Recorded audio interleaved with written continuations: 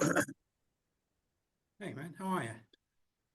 Hey Ian, how's it going? You good yourself, Burton? Good. Can you hear me? I guess you Yes. can. Yeah. We're talking. That means I can't lip read. So, Hi.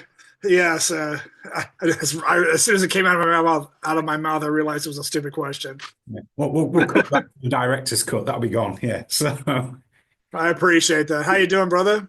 yeah, good, very good. It's a bit early in the morning here, but it is what Well, it is. And what about well, you? thank you.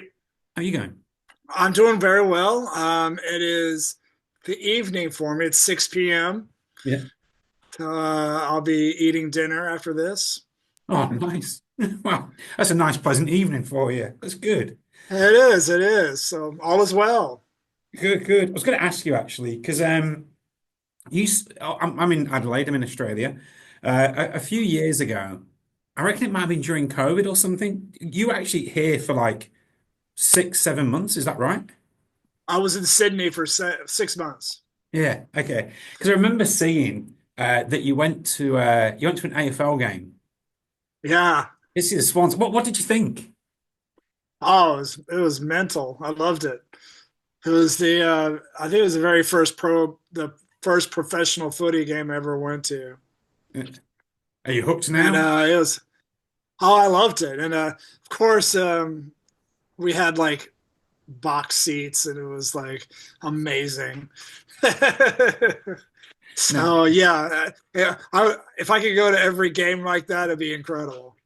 Oh yeah, that's the thing, isn't it? I've often said that about all sports. Like if it's great being with the masses, so to speak. But every once in a while, when you have something a bit flash, you're like, yeah, I could do this more often. Yeah, I get comfortable. Yeah, I agree. Creature comforts go a long way. They certainly do. All right.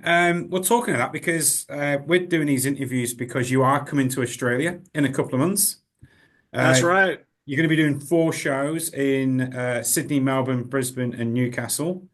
Not Adelaide. Consecutively. Not Adelaide, not Perth, not Canberra, So when you say consecutive, unfortunately, but is that 4 nights one after the other? yes, sir. Okay. I think my That's internet's going. being a bit unstable. I'll see if I can get a better signal. I still have you. I've got you, but every once in a while it's kind of cutting out a little. So just bear with me. I'll do what I've got to do here. Okay, I know it's me because it's telling me it's me.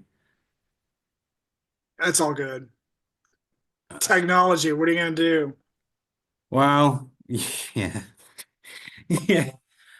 All right, we should be better now. We should be on my thing.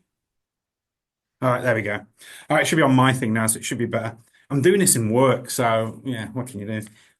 Yeah, well, technology, that's the thing. You've built a career out of singing about technology and advancements and the impending so-called doom that's going to happen. So, are you still in that space?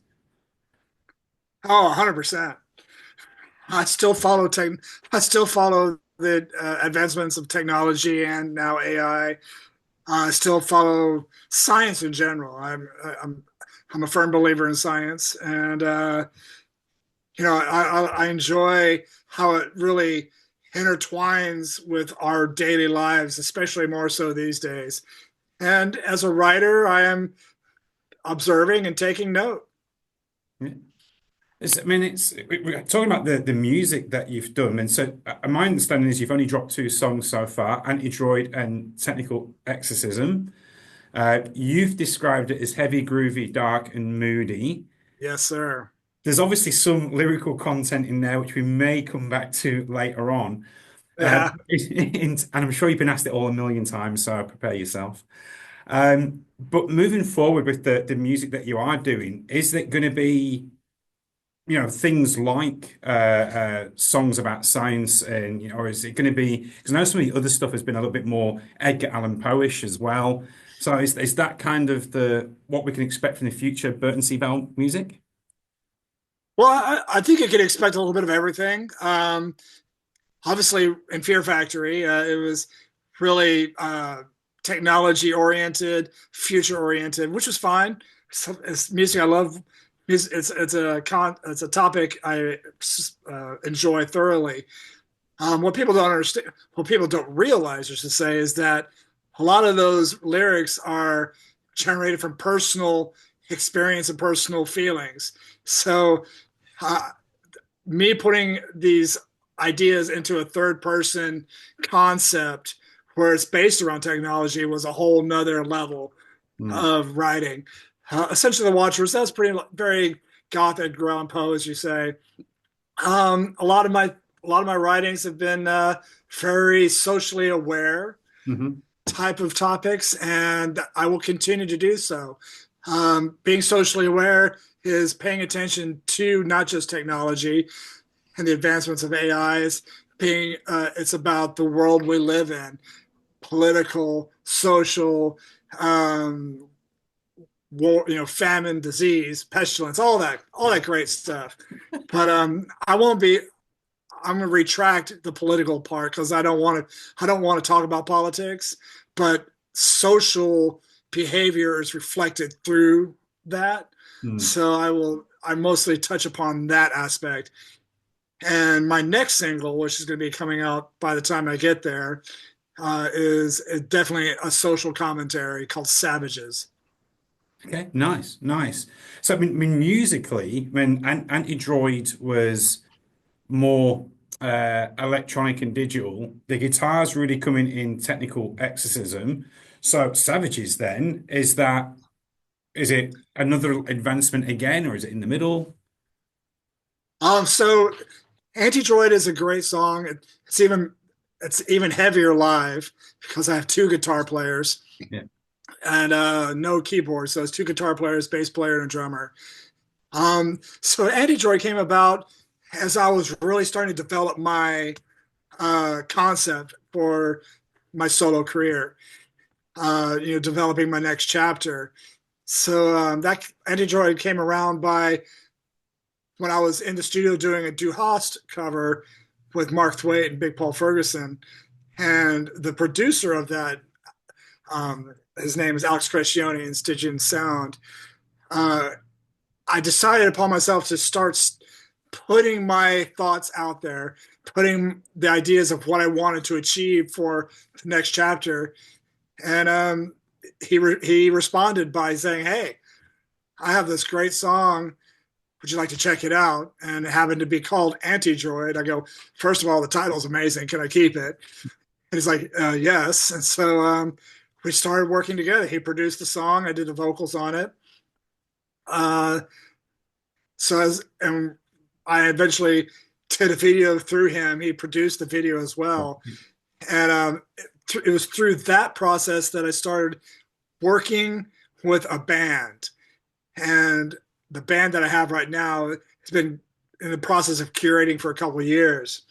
So I started developing this band after that song because I knew I wanted to write more songs and I knew I needed a band. So when I started working with Henrik Lind, I presented the song Technical Exorcism. It wasn't called that at the point, but I wrote the guitar parts for it. And we sat together and we worked out, he helped me work out an arrangement. And we brought it to the group of guys that is now my band. We started working on it. And we eventually recorded it. And it sounds, that became my second uh, single, Technical Exorcism. But it's working through these guys that now we're writing music together, where everyone's presenting ideas and we're in the studio writing and recording together. And to me, that is something I've missed for a long time is actually working with a group of guys and just writing the songs like together and making it happen. So it's a full flushed out song. And Mm. Savage is just like it's a banger. It's heavy. It's like guitar driven, and it's sick. It's got everything you ever heard me do in it.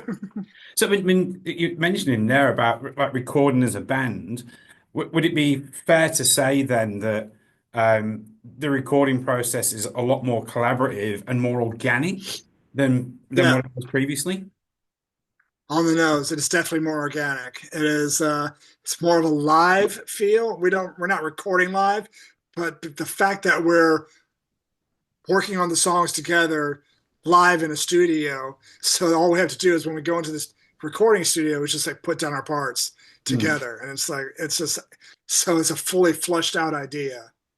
Nice, nice. We mentioned it earlier before the internet, my internet, fucked up. That you got the four shows in Australia and they're pretty much back to back. What preparations are you going to do and manage yourself so that you're able to perform over those four shows? Well, quite a bit. Obviously, I'm a man of a certain age, We and all are. we all are. A certain age being 56 now, and when you get to this point, it's like an old truck. You have to take care of it more frequently, and you have to make sure it runs properly. So, before I get there, we're going to rehearse for at least a month straight. Mhm. So we're all going to be tight. My vocals going to be on point. I'm, just make sure I stay healthy, keep exercise. Exercise, it's all about lung power. So I'm going to make sure I got the lung power. I don't smoke, so that helps. Yeah. And I'll probably just like, what I've been doing is like before a show or before a series of shows, I won't drink for like a couple months before it. And so I just like make sure I'm just fresh, um, drop some alcohol weight off, and not saying I'm going sober, but just cut back a little bit. And then I'm going to celebrate in Melbourne. That's what I'm going to do. That's the last show. So I'll celebrate with a couple beers in Melbourne. Good, good, good.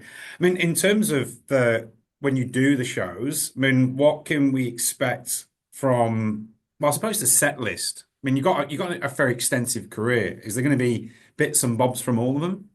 Yes, it is. I'm not gonna give away the set list right now. I mean, obviously, there's a show. Our last show you can find here and there on YouTube. We were opening up for God Forbid. Um, but obviously, I have a 30 plus year career, which has various projects in it. Fear Factory, Ascension of the Watchers, Geezer Butler's first solo record, Plastic Planet, and I did two City of Fire records. So on top of my original songs that I'll be playing for the Australian audiences, I'll be just pulling songs that fit my narrative, fit the idea and concepts that I want to do moving forward. I've come up with a mantra which is heavy, groovy, dark, and moody. Mhm. So if it fits that, I'm bringing it in. And I'm not going to be doing. I'm not a cover band. I'm not doing FF 2.0.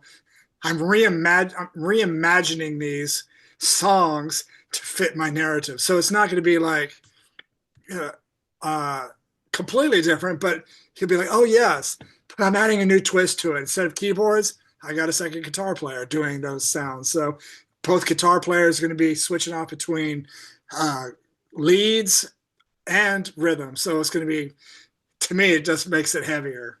Oh, nice, nice. Talking of your 30-year career, I'm going to go right back to the beginning because it is, but probably not to where you think I'm going to go. Um, because it's nearly the death of Kurt Cobain's anniversary. And my understanding is you were in the Smells Like Teen Spirit video. Was that 95? I think he died in 94. I actually did. I remember I was on. I remember where we were when it happened. I was like, oh my god! I was on tour with Sepultura Yeah. What when that mean, happened. so you were in that video back in what, 1990, 1991? I mean, Yeah. did you, and that seems to be the start of your public journey. Was there, was there any sort of inspirational thoughts you had where you went, yeah, this is what I want to do. I want to be part of this? Well, believe it or not, Fear Factory was already happening Well, yeah. when that video occurred. Um, I was already a fan.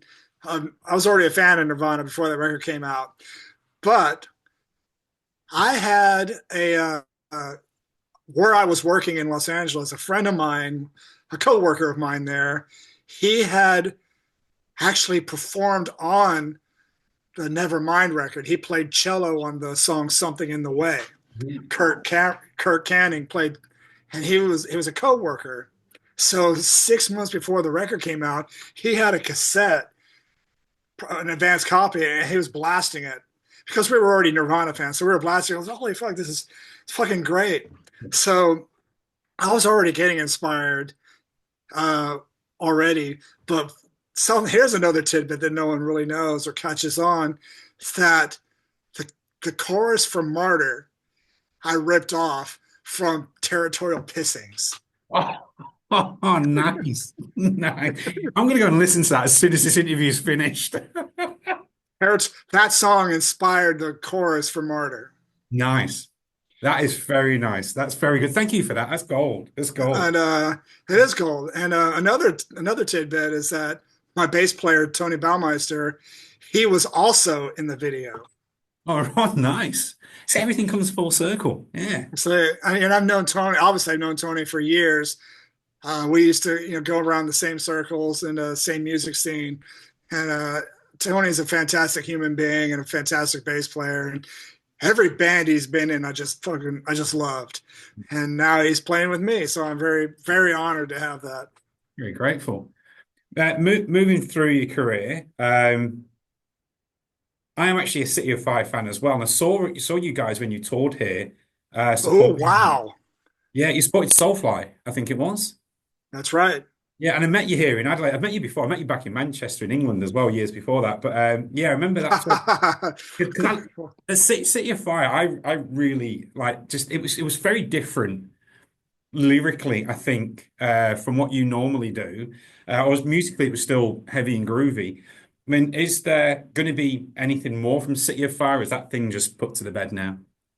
City of Fire has been laid to rest. We did 2 records, and that seemed to be all the steam that band had. So put out a couple records that no one can get. But lyrically, that was a very fun band. Lyrically, it was wide open for me. I was able to just write about essentially whatever I was feeling or whatever I was thinking, and just I had an idea. I was like, oh, I'm going to write about this because that's how it affected me.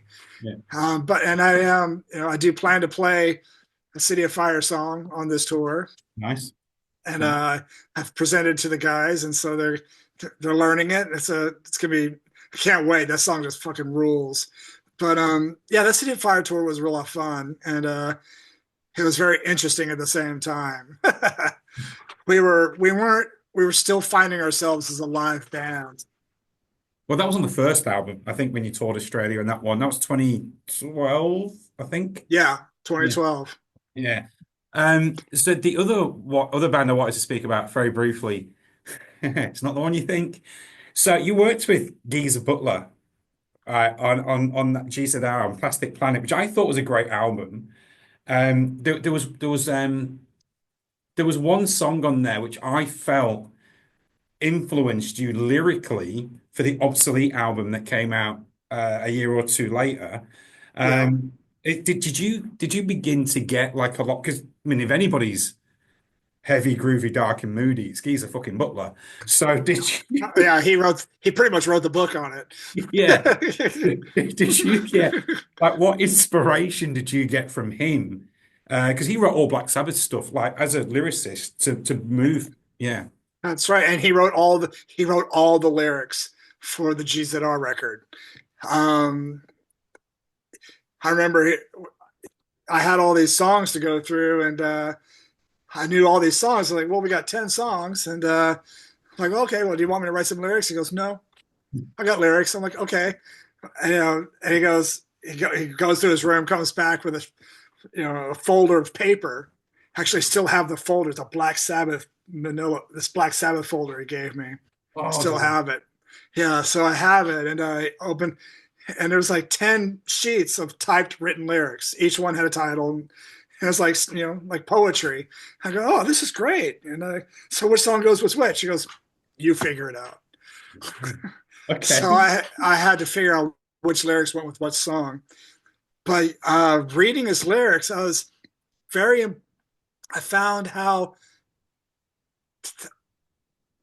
beautifully simple they were, and pretty much so like a like what's illiterate, literal in the sense of that it was beautiful at the same time, and so much alliteration and so many like such little words, like just five syllables, and he made this painted this beautiful picture, and I was like, that's really cool, and he just pretty much wrote about what he liked and what he was on his mind.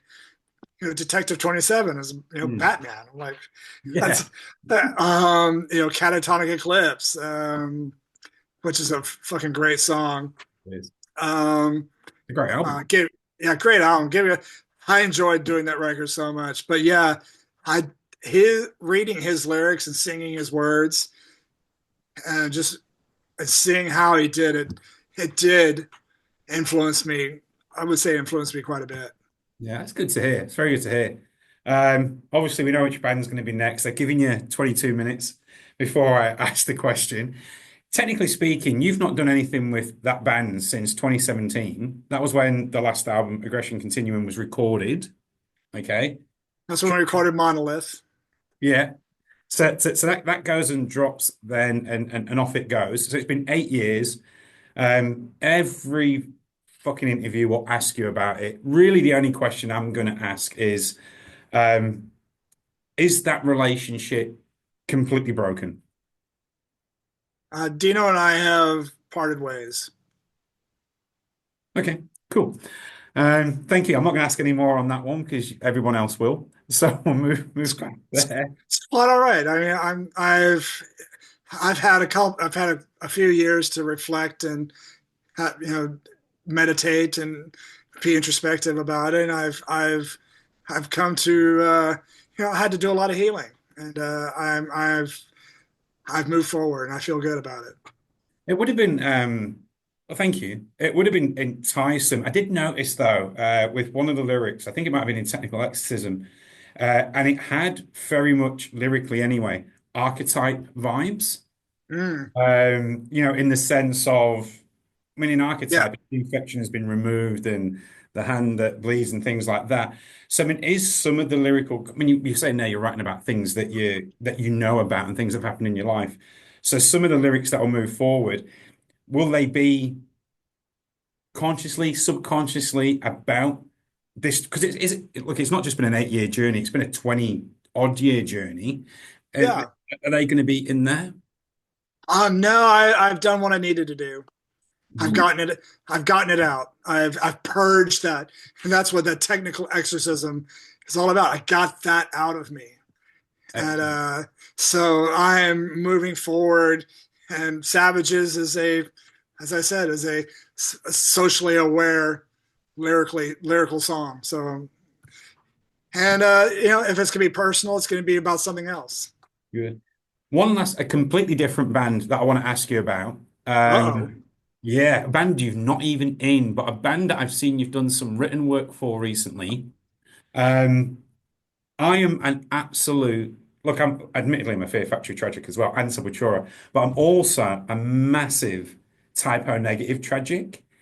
And I saw that you did some writing. They're releasing a book or something, and you've done an Yeah, epilogue. there's a publishing company called Z2, Mhm. and they specialize in banned graphic novels. And they are in the process of releasing a 30-year anniversary tribute to the album Bloody Kisses. Mhm. And I was asked to write a story for the song Blood and Fire. Yeah, so I, I was very honored to be included into that. It wasn't the first time they asked me that. A few years before, they asked me to do a story for the Vulgar Display of Power tribute graphic Okay. novel, and I did the song. I wrote a story for the song Walk, and so what they do is they get like 10 artists and 10 writers, and they combine them, and they have they get an artist and a writer together to work on one song and create this idea. And so the story I did for Walk was pretty much in my wheelhouse of technology and an android and an existential crisis kind of thing. Yeah. But the story I did for type of negative, I went out of my comfort zone and I did something like cold case files, a supernatural cold case files. Ah, okay. Yeah. All right. Yeah, So there's frost yeah, giants in that song, remember? Yeah. So, the out of the ashes mix of blood and fire is just that song is like the best song. To me, it's one of the best songs on that record, and I had the opportunity to watch it live when we toured with them on a couple of occasions. And live, I remember it live. It just brings chills to my spine. yeah. I think I saw him on the October Rust tour a few times. And if I'm from memory correct, I think that's the one where they did the fake snow. No, it's Yep. frozen, or was it Frozen? I No, can't remember. That was October Rust because I was on that. I did a few shows on that tour with them, Yeah. and it was October Rust, and they had that old fashioned wheel of snow above the Yeah. stage, and they had these dead fake trees aligned. It was God, it was fantastic. It was. Oh, memories. I still think to this day, know the band. Bands attempt to sound like them and sound poor. No, Mm. the band sounds like them. They just Now, don't. I think that band Him was trying to sound like them in one way or another. Not so heavy, but no one can ever. There was only one type of negative. I Yeah. mean, Pete was a giant among the music scene. I mean, literally and just figuratively, he was just a giant.